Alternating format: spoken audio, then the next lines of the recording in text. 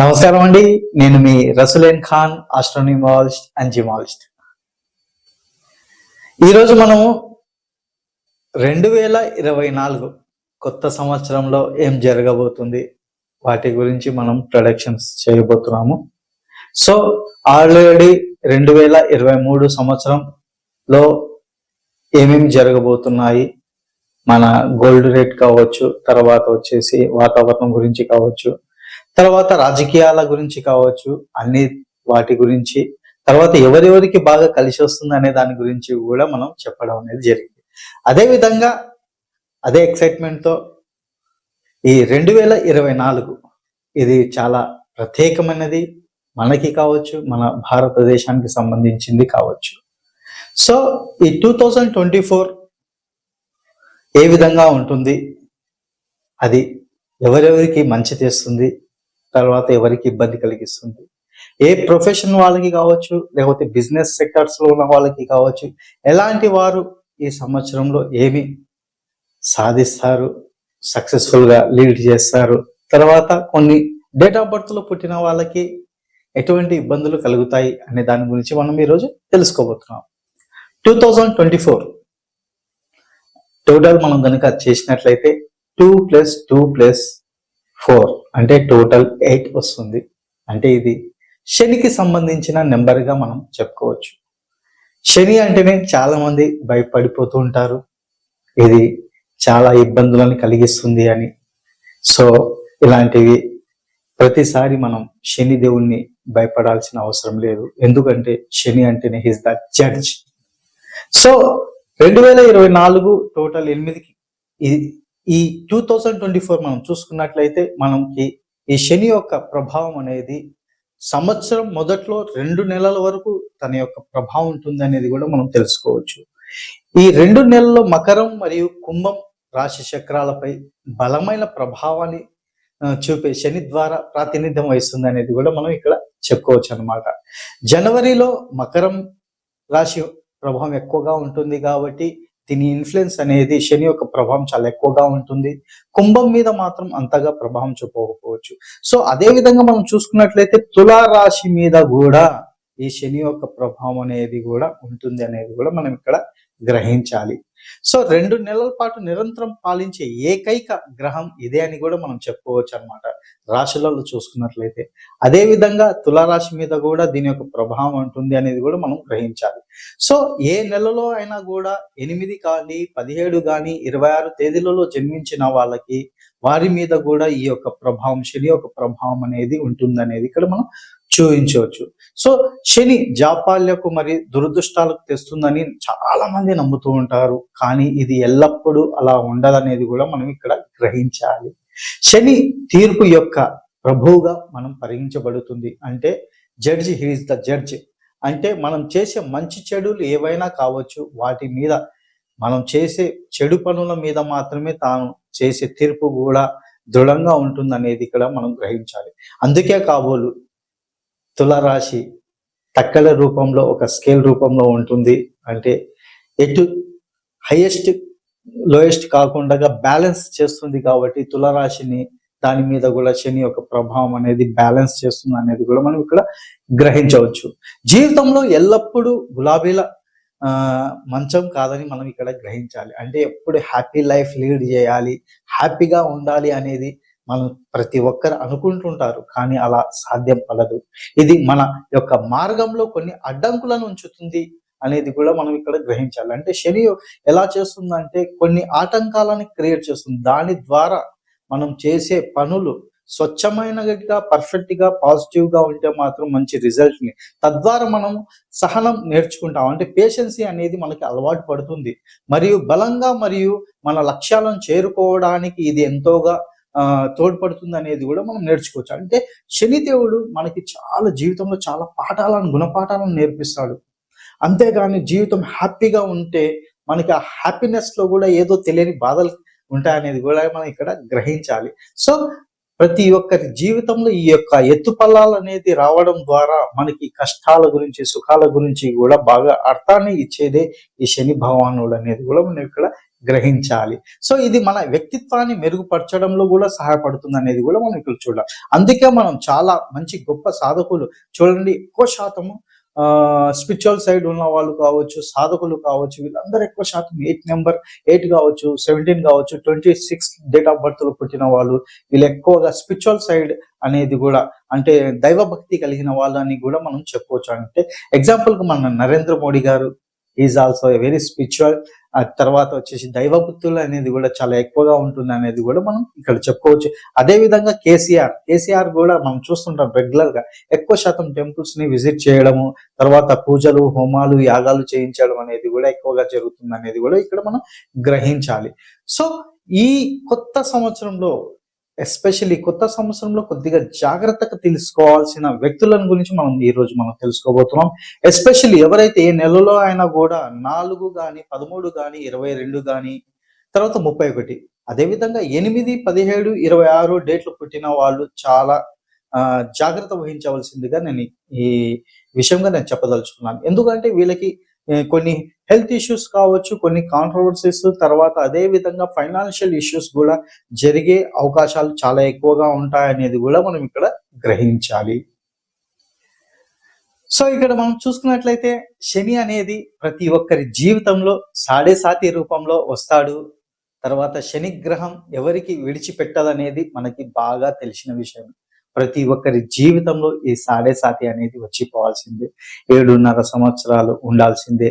ఆ 7.5 సంవత్సరాలు చాలా కఠినమైన పరీక్షలను మనం అనుభవించాల్సి వస్తుంది.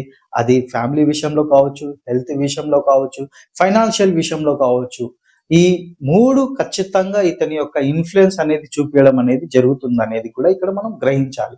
సో ఈ ఎక్కువ శాతం మనం చూడండి ఈ ఈ ఈ ఈ దశలలో మనకి ఎలా ఉంటుందంటే FBI అంటే మనం చేసే తప్పు పొరపాట్లు కావచ్చు, వాటికి ఏ విధంగా FBI పనిష్మెంట్ ఇస్తుందో ఆ విధంగా is the judge of punishment. ఏ విధంగా అంటే మనం చేసే తప్పులకి రైట్ పనిష్మెంట్ అనేది ఖచ్చితంగా దొరుకుతుంది అనేది కూడా ఇక్కడ మనం గ్రహించాలి. సో కాబట్టి ఎవరి మీద అయితే ఈ సాడేసాతి జరుగుతున్న సమయాల్లో గనుక వాళ్ళు ఇల్లీగల్ యాక్టివిటీస్ కావచ్చు, లేకపోతే చేయరాని తప్పులు ఏదైనా చేసినా కూడా ఖచ్చితంగా వాళ్ళు శిక్షకి గురి కాక తప్పదని కూడా మనం ఇక్కడ గ్రహించాలి. అంటే వాళ్ళు చేసే మంచి పనులే వాళ్ళకి మంచి గమ్యాన్ని చేరుస్తుంది.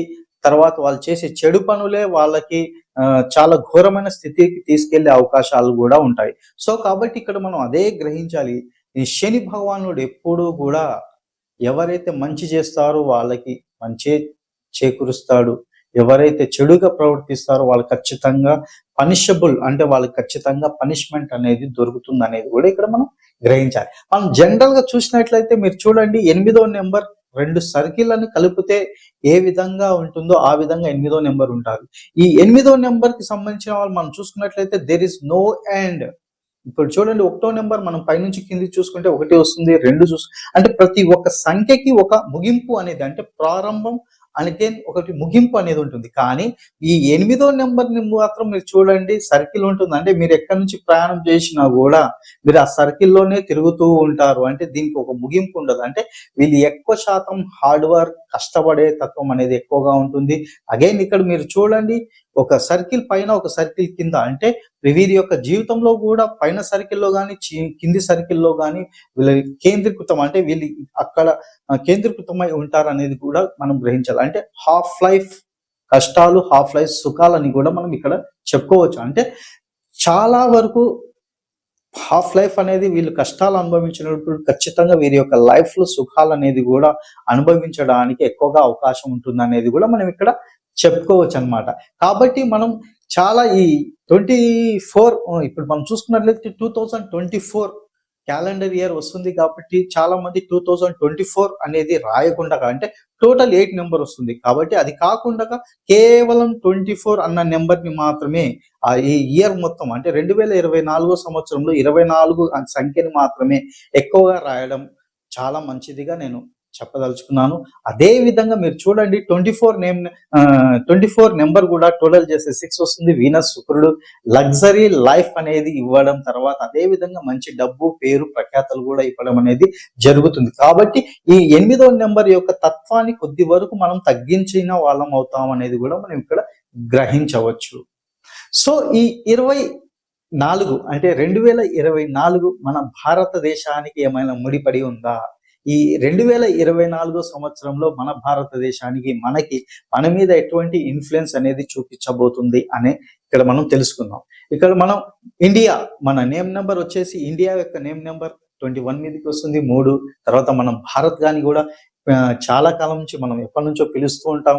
సో నేను కూడా చాలా సందర్భాల్లో చెప్పడం అనేది కూడా జరిగింది, మన ఇండియాను భారత్ గా పెట్టుకుంటే బాగుంటుందని. ఇప్పుడు నరేంద్ర మోడీ గారు కూడా ఈ ఇండియా నుంచి భారత్ అనే పేరుని తీసుకురావాలనేది కూడా ఆకాంక్షిస్తున్నారు.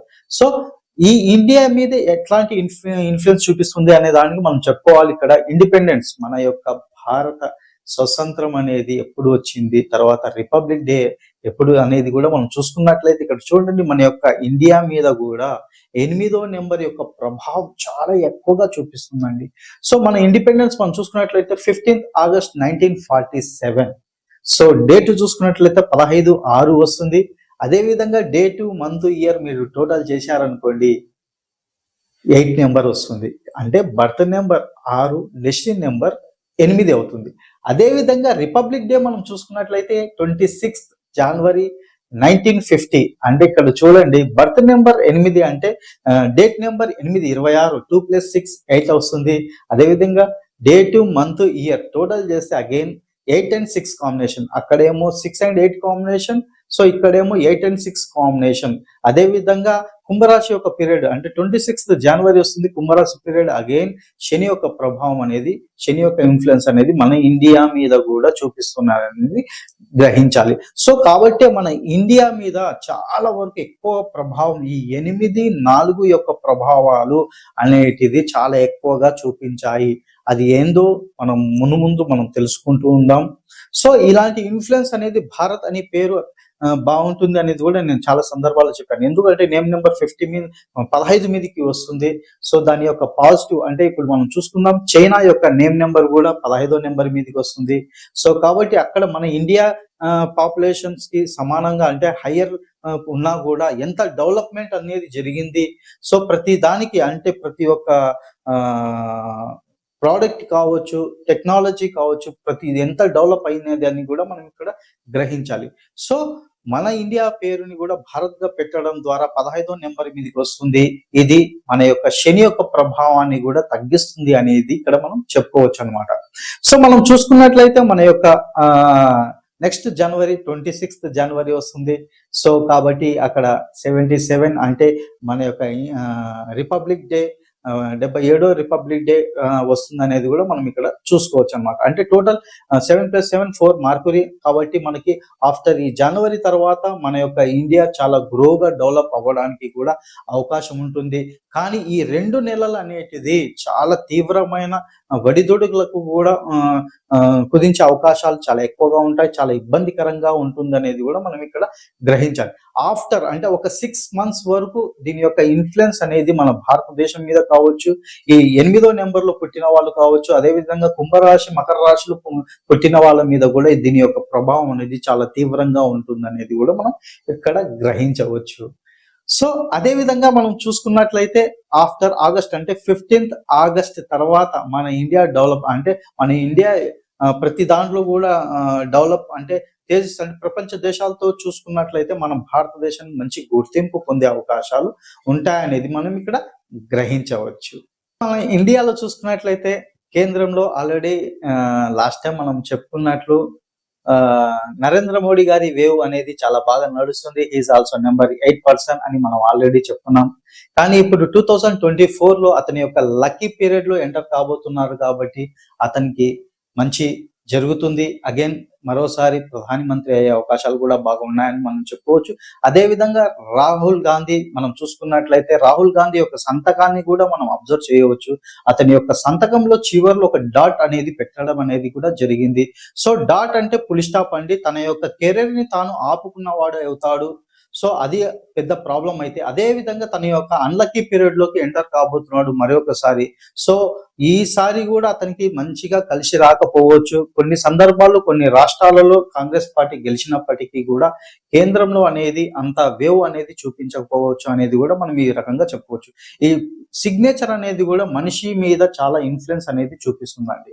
సో నామ సంఖ్య ఎంత పాజిటివ్ గా ఉంటే అంటే మన డేట్ ఆఫ్ బర్త్ సరిగా లేకపోయినా కూడా నామ సంఖ్య పర్ఫెక్ట్ గా ఉంటే మాత్రం చాలా జయించవచ్చు. అంటే తన యొక్క ప్రొఫెషన్స్ లలో కూడా తాను సక్సెస్ చేయవచ్చు అని కూడా మనం ఇక్కడ గ్రహించాలి.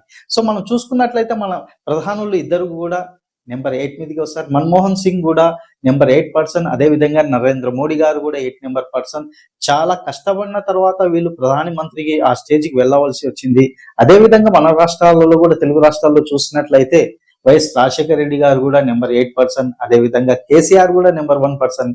రీసెంట్ గా మన తెలంగాణకి ఎన్నికైన ముఖ్యమంత్రి కూడా రేవంత్ రెడ్డి గారు కూడా నెంబర్ 8 పర్సన్ అని మనం చెప్పుకోవచ్చు. చూడండి ఇక్కడ 8 పర్సన్ అంటేనే కష్టాల కుడల్లోంచి వీళ్ళు నిప్పులు జల్లుకుంటూ బయటికి వస్తారు. అంటే వాళ్ళు అనుకున్న అంటే వాళ్ళు అనుకుంటున్న ధ్యేయం అంటే వీరు గనుక ఒక ఎయిమ్ కరెక్ట్ పర్ఫెక్ట్ గా పెట్టుకొని గనుక వీళ్ళు ఆ వర్క్ మీద ఎఫర్ట్ పెడితే ఖచ్చితంగా వీళ్ళు సక్సెస్ ని తొందరగా చూస్తారు అనేది కూడా మనం ఇక్కడ గ్రహించాలి. అంతేగాని నెంబర్ 8 శని యొక్క ప్రభావం ఉంటేనే భయపడాల్సిన అవసరం అనేది ఉండదు. సో మనం ఇక్కడ చూసుకోవచ్చు సాడే సాతిలో ఉన్నప్పుడు కూడా చాలా మంది ప్రముఖులు సక్సెస్ అయ్యారు. సచిన్ టెండూల్కర్ సాడే సాతి నడిచేటప్పుడే తాను సక్సెస్ కావడం జరిగింది. మన చిరంజీవి గారిని చూసుకున్నప్పుడు కూడా సాడే సాతి జరిగేటప్పుడే సక్సెస్ లీడ్ ని చూడడం అనేది జరిగింది. అదే విధంగా రజనీకాంత్ ని కూడా సాడే సాతి నడిచేటప్పుడు సక్సెస్ అంటే వాళ్ళు ఎప్పుడైతే పాజిటివ్ గా ఉంటారో, వాళ్ళు చేసే వర్క్ మీద డెడికేషన్ అనేది ఉంటుందో వాళ్ళు ఖచ్చితంగా ఈ సక్సెస్ అనేది ఇవ్వడం అనేది కూడా జరుగుతుంది అనేది ఇక్కడ మనం గ్రహించాలి. అంతేగాని శని అంటేనే మనం భయపడిపోవడము.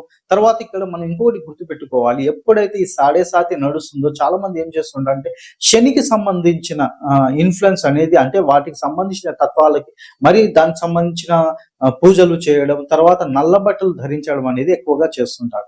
ఎప్పుడైనా కూడా ఇప్పుడు ఆల్రెడీ శని యొక్క ప్రభావం మన మీద చూపిస్తున్నప్పుడు మనం మళ్ళీ అగైన్ శనిని ఇన్వైట్ చేసిన వాళ్ళం అవుతాం. అంటే శని బట్టలు బ్లాక్ కలర్ తొడగడం ద్వారా మనం చూసినట్లయితే మీరు చూడండి, న్యూజిలాండ్ బ్లాక్ కలర్ ఎక్కువగా వాడుతుంది క్రికెట్ లో. ఇంతవరకు ఒక కప్పుని కూడా తీసుకోవడం అనేది జరగలేదు. ఈ బ్లాక్ కలర్ అనేది మనం చూడండి సహారా చూడండి కలర్ ఎక్కువగా బ్లాక్ వాడుతుంది. సో కాబట్టి సహారా అన్న పేరులో కూడా నెగిటివ్ నేమ్ నెంబర్ రావడం, దీని ఎఫెక్ట్ వల్ల వీరి యొక్క పేరుని కూడా కోల్పోవడం, అంటే సహారా కుంభకోణం అనేది కూడా జరిగింది అనేది కూడా మనం తెలుసుకోవచ్చు. అదే విధంగా తన యొక్క లైఫ్ ని అంటే ఎన్నో వేల కోట్లు సంపాదించిన వ్యక్తి జైలు పాలు కావడం అనేది కూడా జరిగింది. చివరి క్షణంలో తన యొక్క కుమారులే తనని చూడడానికి రాలేదని కూడా మనం ఇక్కడ గ్రహించాలి. అంటే శని యొక్క ప్రభావం మీకు ఆల్రెడీ చెప్పాను, నెగిటివ్ ఎప్పుడైతే చేసే వృత్తిలో కనుక ఇల్లీగల్ యాక్టివిటీస్ కనుక ఉంటే డెఫినెట్లీ పనిష్ కి గురి కావాల్సింది వస్తుంది అనేది కూడా ఇక్కడ మనం చెప్పుకోవాలి. సో కాబట్టి ఈ ఇయర్ 2024 లో ఎస్పెషల్లీ 8వ నెంబర్ వాళ్ళకి ట్రేడింగ్ కి సంబంధించిన వాటిలో ఇన్వాల్వ్ కాకపోవడం చాలా ఉత్తమమైనదిగా నేను చెప్పదలుచుకున్నాను. అదే విధంగా 4వ డేట్ లో పుట్టిన వాళ్ళు కూడా ఈ ట్రేడింగ్ కి దూరంగా ఉండడమే చాలా శ్రేయస్కరం అని నేను చెప్తున్నాను. ఎస్పెషల్లీ ఈ 6 మంత్స్ ఈ జనవరి నుంచి ఆగస్టు వరకు ఈ ట్రేడింగ్ విషయాలలో కాస్త జాగ్రత్త తీసుకోవాలి. లేకుంటే కనుక చాలా ఇబ్బంది పాలయ్యే అవకాశాలు కూడా ఉంటాయి. అదే విధంగా ఇల్లీగల్ యాక్టివిటీస్ లో పాల్గొనే వాళ్ళు కూడా ఈ నెంబర్ లో అంటే 2024 లో చాలా జాగ్రత్త వహించాలి. లేకపోతే వాళ్ళు చేసే కుంభకోణాలు మొత్తం బయటికి పడే అవకాశాలు కూడా చాలా ఎక్కువగా ఉన్నాయని కూడా నేను ఇక్కడ చెప్పుకోదలుచుకున్నాను. సో ఇక్కడ మనం చూసుకున్నట్లయితే మనం చూడండి ఇండియాలో జరిగిన కొన్ని దారుణాలు కూడా మనం చూసుకోండి.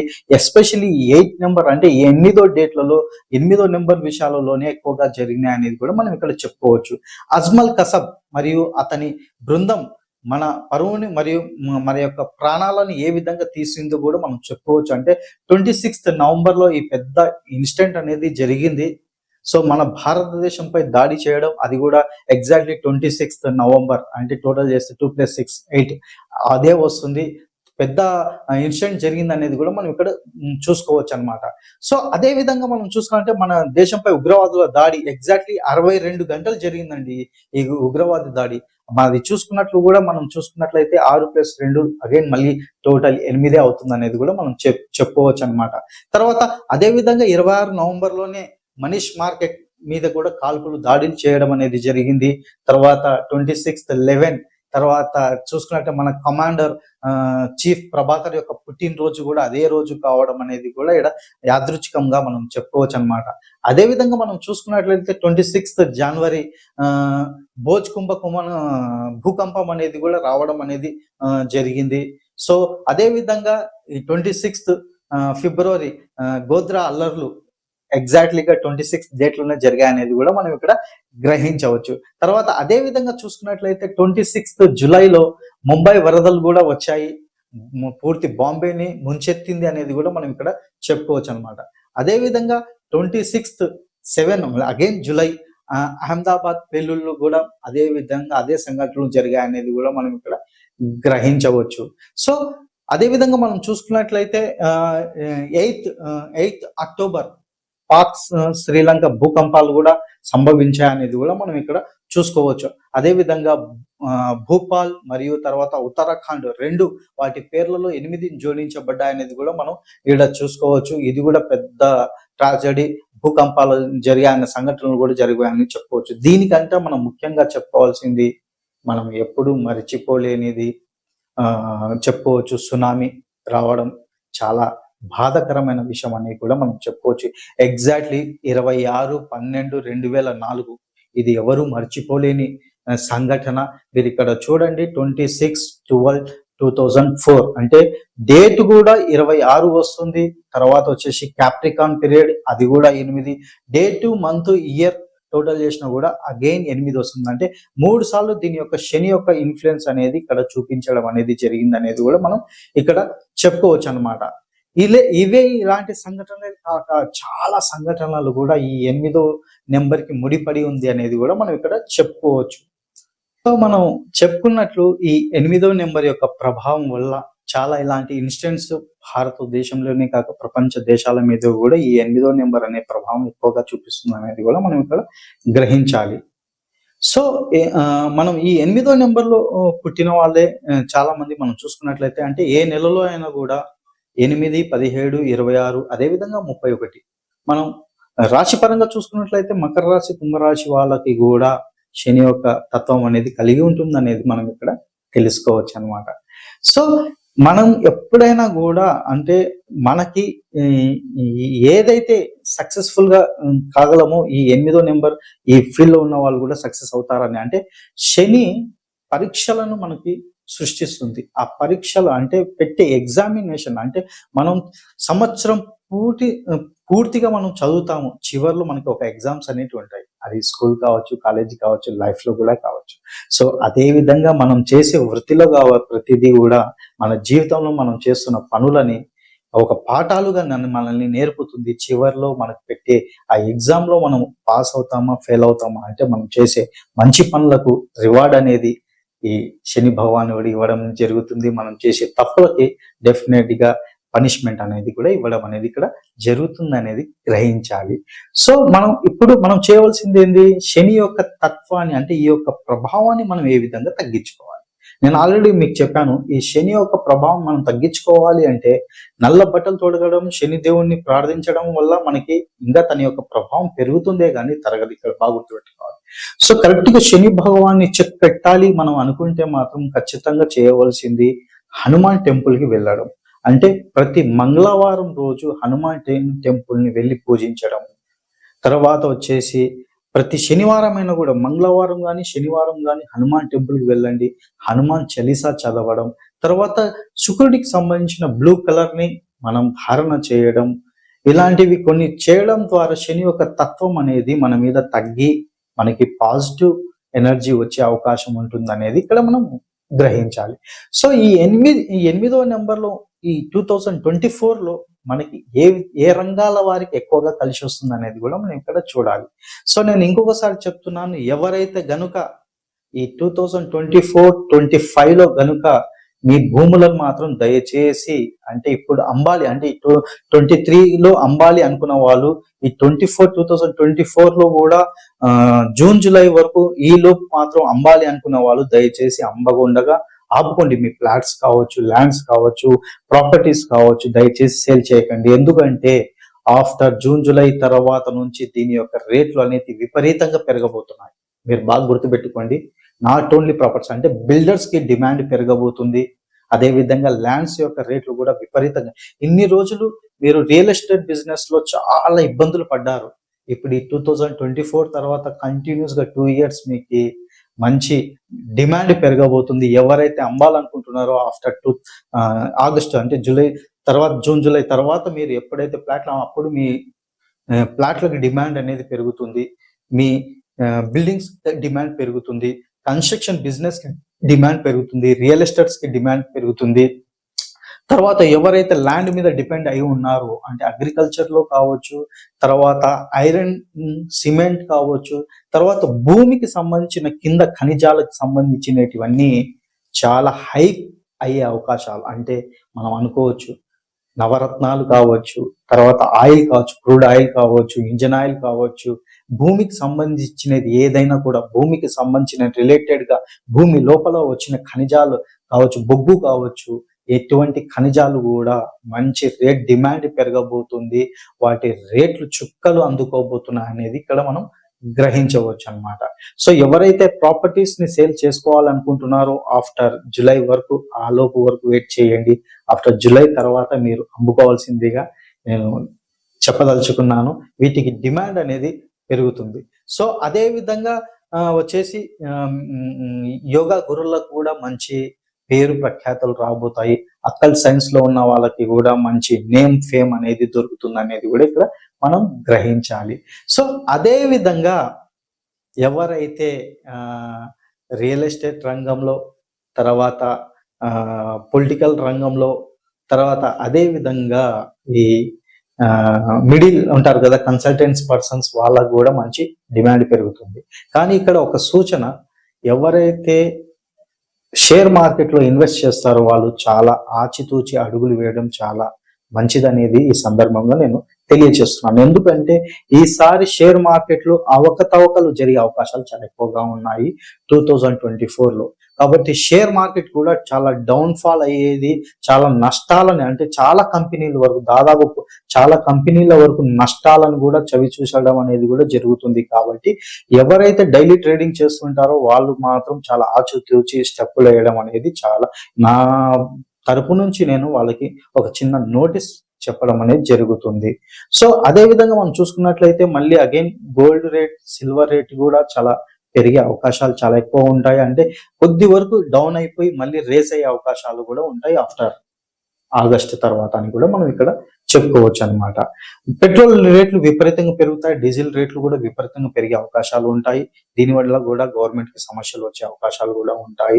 గ్యాస్ కూడా ఎక్కువగా పెరిగే అవకాశాలు ఉంటాయి అనేది కూడా మనం ఇక్కడ గ్రహించాలి. ఈ ప్రెజర్ అనేది గవర్నమెంట్ మీద కూడా పడే అవకాశాలు ఉంటాయి అనేది కూడా మనం ఇక్కడ గ్రహించవచ్చు.